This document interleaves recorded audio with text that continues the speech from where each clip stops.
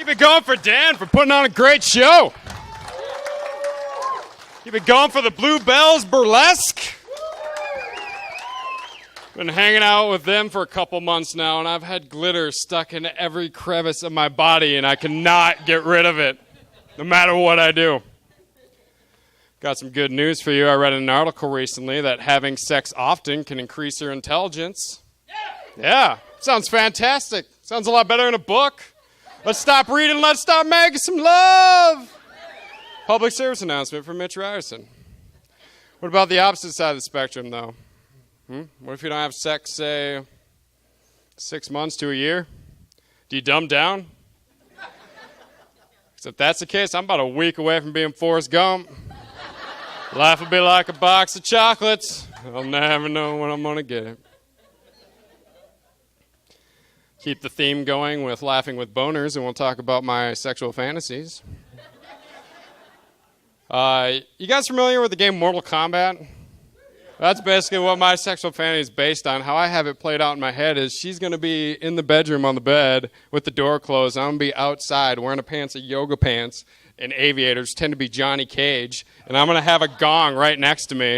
And when I'm ready to go, I'm going to kick open the door and hit the gong and scream, "It has begun!" Round one, fight. Knock her off the bed, no worries. Get over here. You know you're doing something right when it sounds like you got Sonya Blade trapped in the sweep kick motion. Just, I really hate doing that part of the joke, but I do it for you. Then when I come, I sound like Liu Kang doing the bicycle kick. That gets her hot and heavy. Round two. Tomorrow. To be honest, I'm kind of built like a musket. I only fire once. About 2 weeks ago actually marks my 1 year from being sober of alcohol. Yeah. Normally there's like a 5-minute applause break, and I don't know, somebody brings me a rose for every month I've been sober, but that'll do. Thanks, guys. But I used to think, I used to justify it by saying I was a functioning alcoholic. This meant to me, I could work 2 jobs, pay all my bills on time, and still soak up alcohol like a sponge.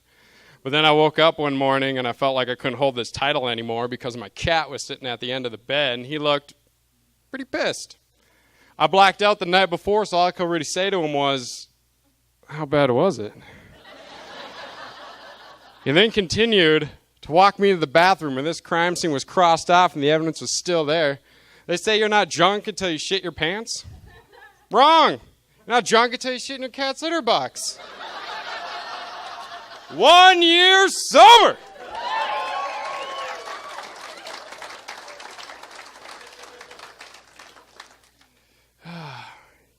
Guys have grandparents on Facebook? Yeah. I don't know. My grandma's on there. I was really impressed on how fast she picked it up. Just day one, she's like, "Oh, yes, here's a picture of me and the family, sitting at the picnic table, smiles all around." And then day 2, she posts like, picture of a cat with an inspirational quote. It's like, "Thanks, Grandma. That's going to get me through Tuesday." And then the next day she posts, "Don't take away my fucking guns!"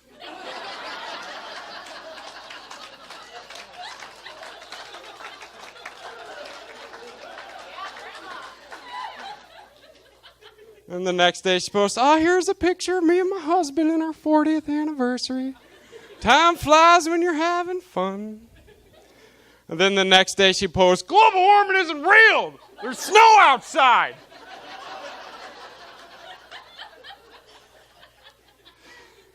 And then the next day she posts a picture of her dog, and she's like, "Here's my dog, Snickers. Yeah, he's great. He's a pug. Turns out he's a Chinese dog, the goddamn communist."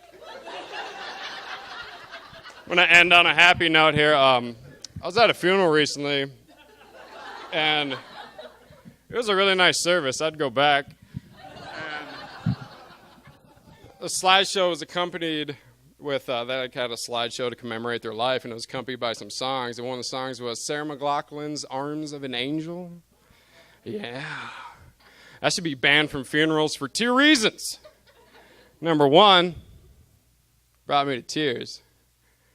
And number two, after the service, I adopted 12 puppies. I tug on your heartstrings. Thank you guys very much.